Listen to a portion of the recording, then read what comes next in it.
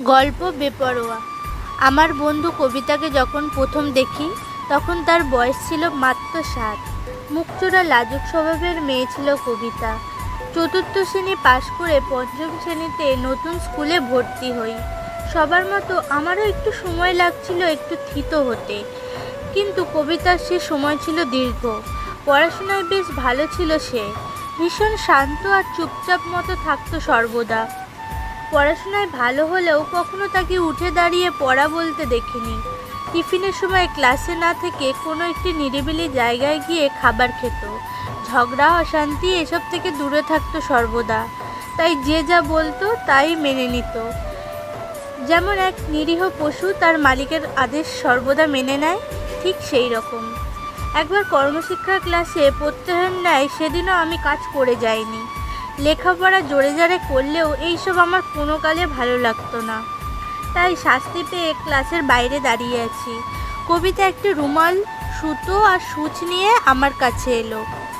এসে বলল, এটা তুমি নিতে পারো, আমি এইটা এক্সট্রা এনেছিলাম তোমার জন্য। আমি প্রশ্ন করলাম, কেন দিচ্ছিস? সহপাঠী হলেও সে সর্বদা তুমি সম্বোধন করত আর ভয় ভয় কথা বলতো। আমি কিছু না বলে সেদিনের শাস্তির হাত থেকে রেহাই পেলাম। তারপর থেকে দেখতাম নিয়ম করে প্রত্যেকবারই আমার জন্য কর্মশিক্ষার জিনিসপত্র নিয়ে আসতো। আমি জিজ্ঞেস করলে সে বলতো কোনো কারণ নেই। একদিন সে আমাকে ব্যক্ত করে, অনেক দিন আগে একবার ক্লাসে 2-3 জন বন্ধু মিলে ওকে দিয়ে অপ্রয়োজনীয় সমস্ত কাজ করাচ্ছিল, আর না করলে মারবার ভয় দেখিয়ে মজা নিচ্ছিল। তখন আমি তার বিরোধিতা করি, আর সেই কাজেরই ফলস্বরূপ আমার তাকে জানতে পারা। খুব সাধারণ একটা ঘটনা। এই অকৃতজ্ঞের দুনিয়ায় কেউ যে এভাবে কৃতজ্ঞতা জানাতে পারে আমি তা কখনো ভাবতেই পারিনি। তারপর থেকে আমাদের বন্ধুত্বের গভীরতা মাপতে সব যন্ত্রই বিকল হয়ে যেত। এত শান্ত কেউ যে এত কথা বলতে পারে তা ওর সাথে না মিশলে কখনো জানতেই পারতাম না। আমি বলতাম, তুই সব কিছু এভাবে মেনে নিস কেন, প্রতিবাদ করবি। সে ঘাড় নেড়ে সম্মতি জানালেও ভয় পেত এই সব কিছুকেই। আমরা বিকেলে করে খেলতে যেতাম, মাঝে মাঝে রবিবারের ছুটিতে ঘুরতাম আমরা। আনন্দ হাসিতে দিন কাটতো আমাদের। শৈশবের সেই সোনালি দিনগুলি প্রতিনিয়ত রঙিন হয়ে উঠত। এমন কোনো বিষয় ছিল না যেটা সে আমাকে বলতো না। ওর পুরো জগৎ জুড়েই মিশে গিয়েছিলাম আমি। ওর মায়ের বাবার অতিরিক্ত সরলতা ওকে প্রতিবাদী করেছে বারে বারে। ছোট ছোট কিছু ঘটনা তাকে পরিবর্তন করতে বাধ্য করেছিল। স্কুল পাশ করার পর ভিন্ন কলেজে ভর্তি হওয়া, কাজকর্ম, রোজগারের তাগিদ, এসব কারণে আমাদের সময় ক্রমশ পথ পরিবর্তন করে। যে যার জীবন আর স্বপ্ন নিয়ে ব্যস্ত হয়ে পড়ি। ইচ্ছে ছিল খুব বড় দার্শনিক হই, খুব বড় আধিকারিক হয়ে মানুষের সেবা করি, কিন্তু সে স্বপ্ন বাস্তবতার নিষ্ঠুরতায় ভেঙে চুরমার হয়ে গিয়েছিল। আমি শুধুমাত্র একজন চাকর। ধীরে ধীরে বুঝতে শিখলাম শিক্ষা মূল্যহীন। আমাদের সমাজ ব্যবস্থাপনা, রীতিনীতি এই শিক্ষা দিয়েছে আমায় বারে বারে। তাই তো আমার কলেজের অফিসের আসন অলঙ্কৃত করে কোনো এক মূর্খ। তাদের ব্যবহারিক সৌন্দর্য আমায় গাধা নামক এবং গরু নামক প্রাণীর স্মৃতি মনে করায়। আর রাস্তার ধারের পথের ধারে জনসাধারণের শৌচালয় পরিষ্কারের কাজে নিয়োজিত এক উচ্চ শিক্ষিত ব্যক্তিত্ব। যা হোক, আমি আমার চাকর হওয়ার ধর্ম পালন করে চলেছি নিষ্ঠা ভরে। একটা দিন, যে দিনটা গভীরভাবে দাগ কেটেছিল আমার হৃদয়ে, যে ক্ষত আজও মোছেনি আর মুছবেও না। সকালে একটি খবরের কাগজে একটি হেডলাইন, কবিতা সান্যালের ফাঁসির দিন ঘোষণা। কাগজের প্রথম কলমে কবিতার ছবি। নিজের চোখে বিশ্বাস করতে পারছিলাম না। বুকের ভেতরটা হাহাকার করছিল। সারা আকাশ যেন মাথায় ভেঙে পড়েছিল সেদিন। আমি পাগলের মতো ছুটে গেলাম। প্রায় 20-22 বছর পর দেখলাম ওকে। সেই কবিতা যা ছিল ছন্দের মতো সহজ, কবিতার ভাবে যাকে লেখা ছিল বড় সহজ। তার নিষ্পাপ মাধুর্য ভরা শান্ত চোখ দুটি থেকে অবারিত করুণা ঝরে পড়ছে। সেই কবিতাকে দেখলাম আজ অগ্নিকন্যা রূপে। তার সারা শরীর বেয়ে তেজ ঝরে পড়ছে। তার দু চোখ আজ আগুনের জ্বলন্ত ভাটা। তার কোমল স্বর বদলে গিয়েছে প্রতিবাদের ঝড়ে। না, এক মুহূর্ত চিনতে অসুবিধা হয়নি তার। আমাকে ওর সাথে কথা বলার সময় দেওয়া হয় মাত্র 2 ঘন্টা। এই সময়ের মধ্যে তার যতজন খুশি মানুষের সাথে কথা বলতে পারে, এরকমই নির্দেশ ছিল। মনে ভাবলাম, এই লাইনে আমার জায়গা হবে তো? গিয়ে দেখি কেউ কোথাও নেই। একটি অন্ধকার ঘর, উঁচু লোহার গেট। আমাকে দেখা মাত্র তার 2 চোখ ভিজে গেল অশ্রুসিক্ত হয়ে। একে একে সে বলে চলল কত কথা। কথার ভাঁজে তার তাকানো আমার হৃদয়ে তীক্ষ্ণভাবে খোঁচা মারছিল। তাদের একটা সুন্দর বাড়ি ছিল, সেখানে সে খেলে বেড়াতো, নাচতো, গাইতো, আনন্দ করত। ওদের উঠোন প্রাঙ্গণে আমরা রোজ বিকালে খেলতাম, কিন্তু ওদের ঘরটা কারা যেন কেড়ে নিল। একটি 6 বছরের শিশু যে বিচার অনায়াসে করে দিতে পারে, সেই বিচার একটা উচ্চশিক্ষিত আইন মূল্যের দাবিদারিতে ব্যর্থ সময় কাটায়। একটা সামান্য ন্যায্য বিচার কোটি বছরেও নির্দেশ পেতে পারে না। এবার কথা হলো নষ্ট সময়। কতটুকু শিখলাম? এর থেকে বেশি শেখা কি আমার পাওনা ছিল না? শিক্ষা শাসক হয়ে যারা বসেছিল, তাদের কি আসন টলমলে ছিল না? যখন তারা পড়ে যেতে পারে, তখন আমরা দাঁড়াবো কি করে? এবার আসি মহাবিদ্যালয়ের কথায়। এখানে বিদ্যা দেওয়া নেওয়া ভীষণই লঘু হয়ে যায়। কিছু অপ্রয়োজনীয় নিয়ম এবং প্রচুর মূল্যদান একমাত্র কর্তব্য হয়ে দাঁড়ায়। যেন একটি ভিক্ষার পাহাড়, আধিকারিকের ভিক্ষাবৃত্তি। শিক্ষা ব্যবস্থায় এই প্রতিষ্ঠান কতটা নিষ্প্রয়োজন তাই উপলব্ধি হতো বারে বারে। একটি মূর্খ জাতির অজ্ঞতা পরিলক্ষিত হয় সেই জায়গার মানুষের আচারে ব্যবহারে। যেরকমটা সে বলেছিল, ও একবার বেড়াতে গিয়েছিল ট্রেনে করে। ওখানে নিচের সিট ভর্তি ছিল লোকে, তাই ওকে উপরের সিটে বসতে হয়েছিল। এক হিন্দিভাষী যুবকের অশিক্ষা এবং উগ্রতা প্রকাশ পাচ্ছিল তার ব্যবহারে। সে এক জায়গায় না বসে বিপরীত সিটে পা ছড়িয়ে শুয়েছিল, এতে করে কবিতার গায়ে পা লাগছিল। এই ঘটনায় কোনো রকম ক্ষমা না চেয়ে দিব্যি একইভাবে পড়েছিল সে। কবিতার মনে হচ্ছিল ওটাকে চলন্ত ট্রেন থেকে ছুঁড়ে ফেলে দেয়। একটা প্রতিবাদী ধিক্কার জানায়, কিন্তু তা সে পারেনি।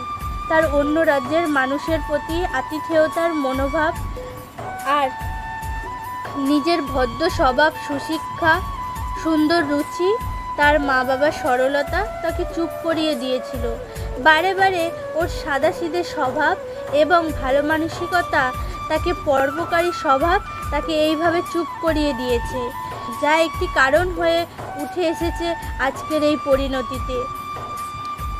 আরও একাধিক হিন্দিভাষী মূর্খ লোক সকল তার ঘৃণার পাত্র হয়ে উঠেছে বারে বারে।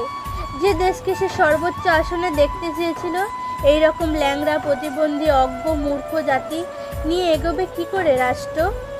আরেকটি জাতি বাঙালি, যেখানে হিংসের চাষ হয়। এদের যেভাবেই মারুক, চুপচাপ পড়ে থেকে সকল পদাঘাত সহ্য করে নেবে, কিন্তু আপন ভ্রাতৃত্ব, ভগিনী এবং মিত্রদিগের ন্যায় কলহ করবে।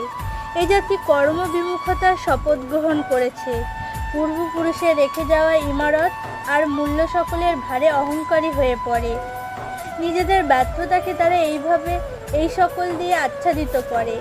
একটি গাছের শেকড় নষ্ট হলে সে গাছের বাঁচার আশা ক্ষীণ হয়ে যায়। এ জাতির শিক্ষায় পচন ধরেছে, এ জাতির বাঁচার আশা নেই। আপন ভাইকে মরিতে দেখিলে তারা আনন্দ পায়। তারা শক্তির পুজো না করে কীট দুর্বল দিগের পূজা করে চলে। কিন্তু ইতিহাস সাক্ষী, পড়ে পড়ে মার খাওয়া এ জাতির মধ্যে থেকে একজন না একজন দুনিয়ার অন্ধকার মুছিয়েছে বারে বারে। সেই দীপ্ত আলোর শিখা জ্বালিয়েছে, যা কেউ কখনো ভাবতেই পারেনি।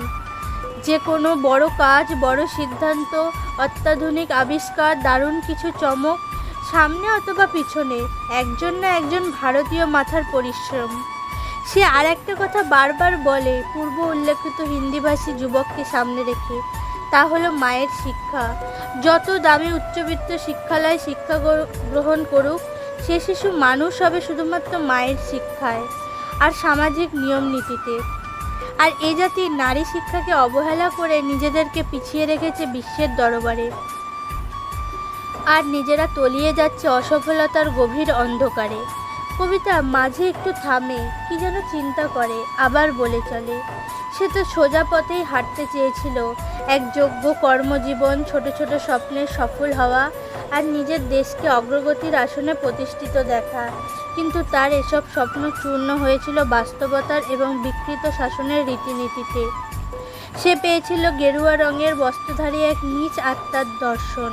তার ব্যবহার, আচরণ, তার বস্ত্রের মান কমাচ্ছিল ধীরে ধীরে, যা কবিতার মনে ঘৃণার সঞ্চার করে।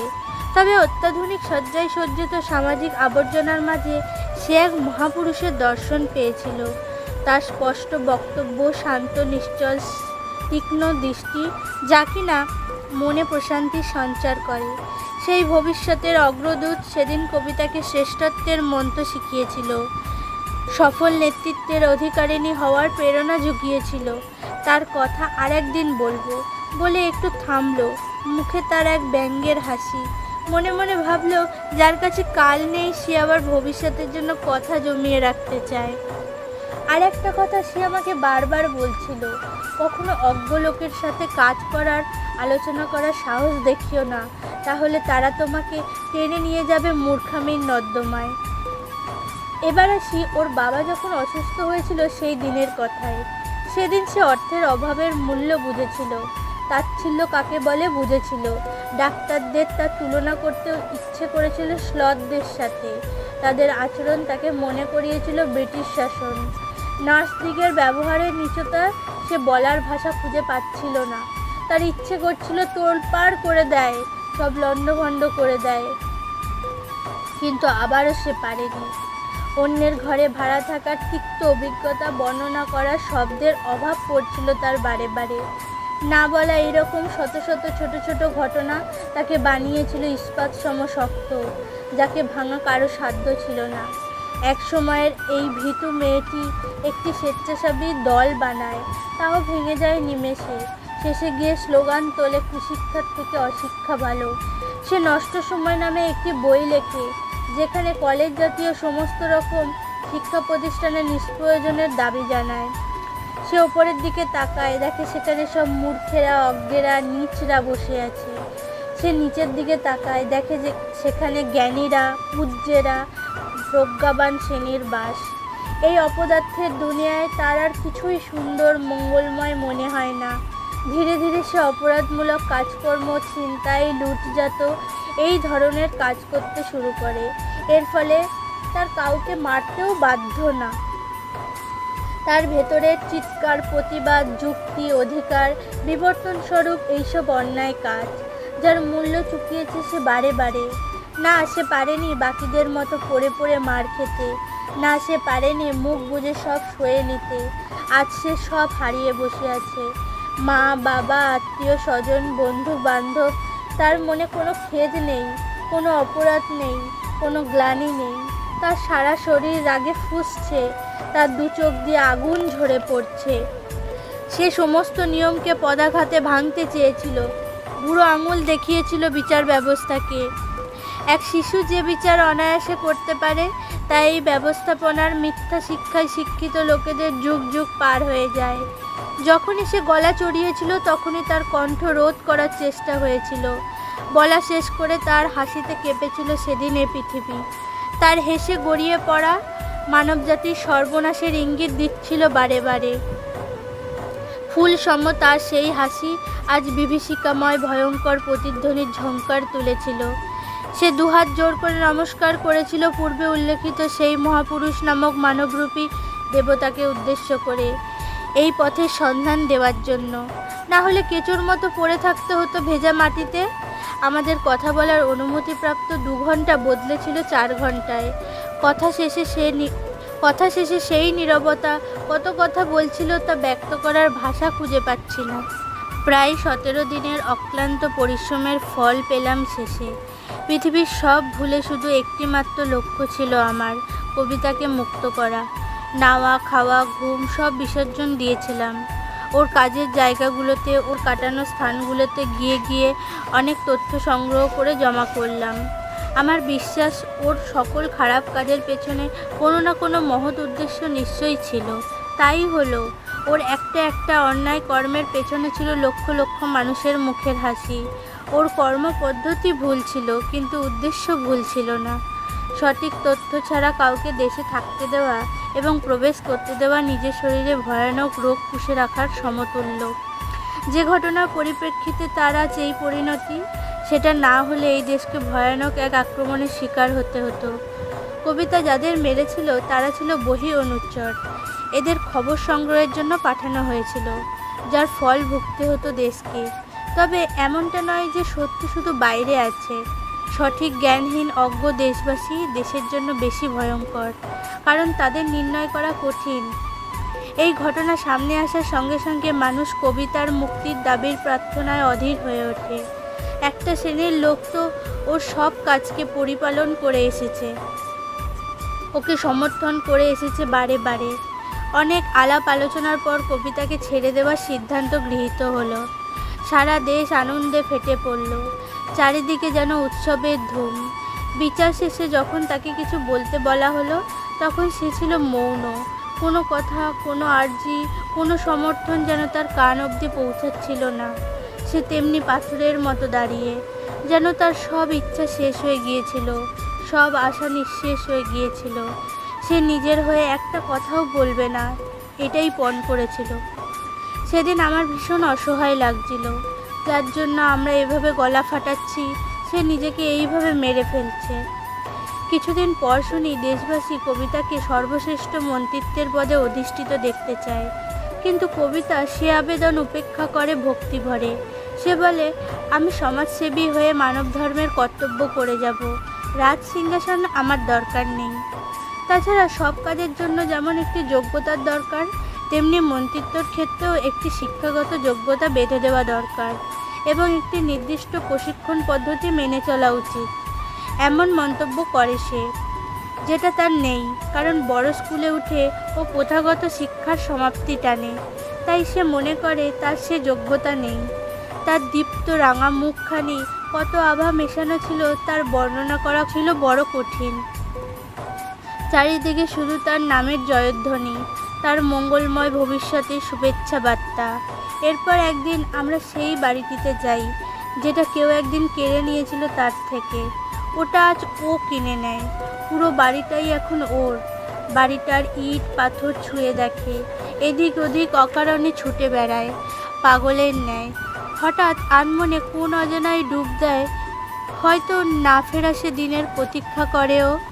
হঠাৎ করেই সব নীরবতা ভেঙে সে খিলখিলিয়ে হেসে ওঠে। সেই নিষ্পাপ মধুর হাসিতে বাতাস ভরে ওঠে। এ ধরনী, এ প্রকৃতি তার হাসিতে গুনগুন করে গেয়ে ওঠে পৃথিবীর জয়গান।